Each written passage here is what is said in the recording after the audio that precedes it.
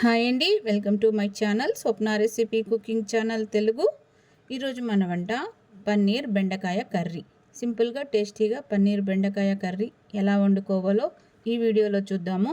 పన్నీర్ బెండకాయ కర్రీకి కావలసిన పదార్థాలు, మొదటైతే మనం మసాలా అయితే రుబ్బి పెట్టుకుందాము.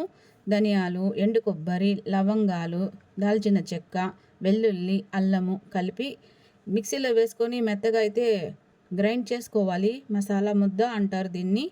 కొద్దిగా నీళ్ళు యాడ్ చేసుకొని ఈ మసాలా అయితే మిక్సీలో రుబ్బి పెట్టుకోవాలి.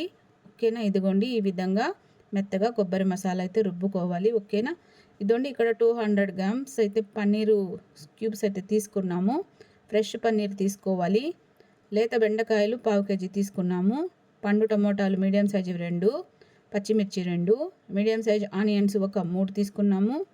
కొత్తిమీర, పుదీనా, కరివేపాకు. మొదట ఈ వెజిటేబుల్స్ అన్నీ శుభ్రంగా కడుక్కొని కట్ చేసుకోవాలి. ఓకేనా, బెండకాయ ముక్కలు మరీ పెద్దవి కాకుండా మరీ చిన్నవి కాకుండా మీడియం సైజుగా ముక్కలు కట్ చేసుకోవాలి. లేత బెండకాయలు తీసుకోవాలి. ఆనియన్స్ సన్నగా కట్ చేసుకోవాలి. వీడియో చూస్తున్నారు కానీ లైక్ చేయడం లేదు ఫ్రెండ్స్, ప్లీజ్ లైక్ చేసి ఛానల్ సబ్స్క్రైబ్ చేసుకొని సపోర్ట్ చేయండి. టమాటాలు కూడా సన్నగా కట్ చేసుకోవాలి. చాలా సింపుల్గా తయారు చేసుకోవచ్చు పన్నీర్ బెండకాయ కర్రీ. పచ్చిమిర్చి కూడా సన్నగా కట్ చేసుకోవాలి. ఓకేనా, తయారీ విధానం చూద్దాము. సింపుల్గా తయారు చేసుకోవచ్చు. మొదట స్టవ్ వెలిగించి మందపాటి కడాయి పెట్టుకుని తగినంత ఆయిల్ వేసుకోవాలి. ఆయిల్ హీట్ ఎక్కిన తర్వాత సన్నగా కట్ చేసిన ఉల్లి తరుగు వేసి పచ్చిమిర్చి ముక్కలు కూడా ఇందులోనే వేసేసి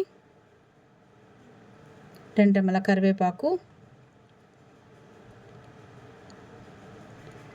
2 రెమ్మల పుదీనా వేసి ఆనియన్స్ కాసేపు ఆయిల్ అయితే మగ్గనివ్వాలి. చాలా టేస్టీగా ఉంటుంది ఫ్రెండ్స్. కట్ చేసిన టమాటా ముక్కలు కూడా వేసి ఆయిల్లో కాసేపు అయితే ఎర్రగడ్డ టమాటా ముక్కలు మగ్గించాలి. ఇదిగోండి ముందుగా మనం రుబ్బి పక్కనుంచిన కొబ్బరి మసాలా 1 స్పూన్ వేసుకోవాలి. ఈ మసాలా కాసేపు ఆయిల్లో వేగనివ్వాలి. పచ్చివాసన పోయే వరకు వేగనిచ్చి కట్ చేసి పక్కనుంచిన బెండకాయ ముక్కలు కూడా ఇందులో వేసుకోవాలి. ఒకసారి అయితే బాగా కలిపి సన్న మంట పెట్టుకుని ఈ బెండకాయ ముక్కలు కాసేపు ఆయిల్లో మగ్గనివ్వాలి.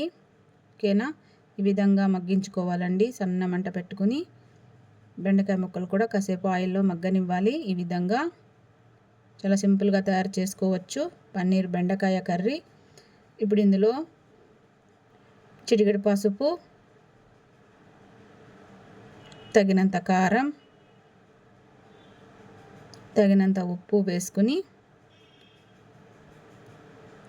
ఒకసారి అయితే వీటన్నిటిని బాగా కలుపుకోవాలి. మంట మీడియం ఫ్లేమ్లో పెట్టుకోవాలి, మాడిపోకుండా. ఒకసారి అయితే బాగా కలుపుకొని తగినన్ని వాటర్ వేసుకోవాలి. ఒకసారి బాగా కలిపి ఈ కర్రీ బాగా తెల్లనివ్వాలి. ఇదిగోండి ఇలా తెల్లుతున్నప్పుడు ఒకసారి అయితే బాగా మిక్స్ చేసి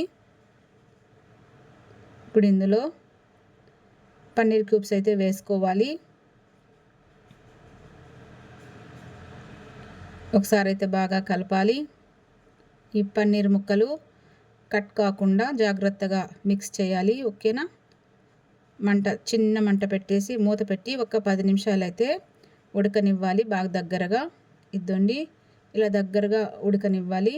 చూడండి ఈ విధంగా ఉడికిన తర్వాత ఇప్పుడు ఇందులో